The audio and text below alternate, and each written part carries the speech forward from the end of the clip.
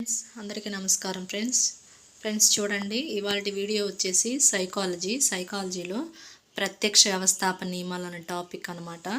ఇది Telugu academic text book చదివి notes అనేది ప్రిపేర్ చేయడం జరిగింది ఫ్రెండ్స్. చూడండి ఒకసారి చూడండి, ఇంపార్టెంట్ ఫ్రెండ్స్. ఈ నియమాల గురించి ఖచ్చితంగా టెట్లో అనేది ఒక బిట్ అనేది రావడం జరుగుతుంది.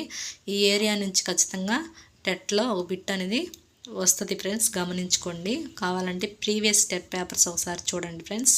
ఖచ్చితంగా ఈ ఏరియా నుంచి ఒక బిట్ అనేది లేకుండా ఉండదు టెట్ పేపర్లో.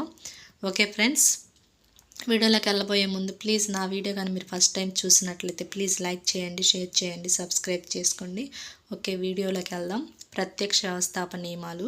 వెర్నర్ అనే శాస్త్రవేత్త రేఖాకృతులు ఏ విధంగా ప్రత్యక్షం చేయబడతాయి, ఆకృతి ప్రత్యక్ష పాత్ర ఏమిటి అనే వాటిని గురించి ప్రదర్శించడం జరిగిందనమాట.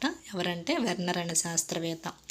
నెక్స్ట్, ఆకృతి క్షేత్ర సంబంధాన్ని మొట్టమొదట ఎవరు రూపొందించారంటే రూబిన్ అనే వ్యక్తి రూపొందించాడు. ఇంపార్టెంట్ ఫ్రెండ్స్, ఈ బిట్ టెట్లో 2 times అడగడం జరిగింది, గమనించుకోండి. ఆకృతి క్షేత్ర సంబంధాన్ని మొట్టమొదట ఎవరు రూపొందించారంటే రూబిన్. నెక్స్ట్, ప్రత్యక్ష నియమాలు ఎన్ని అంటే 4 అనమాట.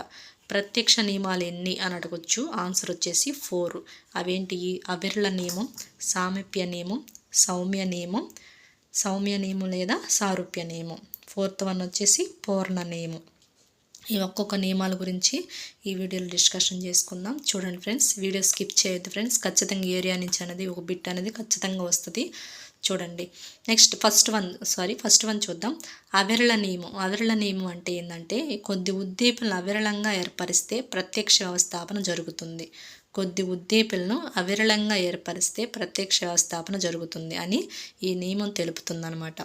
ప్రాగ్నాజ్ అంటే ఉద్దీపనలు తీరుకు సరిపోయి అతి సరళమైన వ్యవస్థీకరణ మనం ప్రత్యక్షం చేసుకోవడాన్ని ప్రాగ్నాజ్ అంటారు. నెక్స్ట్, సామీప్య నియమం అంటే ఒకదానికొకటి దగ్గరగా ఉన్న అంశాలను ఒక సమూహంగా ఏర్పరచడాన్ని ఈ నియమం తెలుపుతుంది. అంటే ఏదంటే సామీప్య నియమం అనమాట. ఇంపార్టెంట్, అక్టోబర్ టెట్లో అడిగారు ఈ బిట్ గురించి. ఈ ఏరియాలో ఈ బిట్ ఖచ్చితంగా వచ్చిందండి. ఒకసారి చూడండి. ఒకదానికొకటి దగ్గరగా ఉన్న అంశాలను ఒక సమూహంగా ఏర్పరచడాన్ని సామీప్య నియమం అంటారు. దగ్గరగా ఉన్న అంశాలను గుర్తుపెట్టుకోండి, ఇక్కడ కొన్ని కోడ్ గుర్తుపెట్టుకోండి. ఇక్కడ దగ్గరగా ఉన్న అంశాలను సమూహంగా చేయడాన్ని సామీప్య నియమం.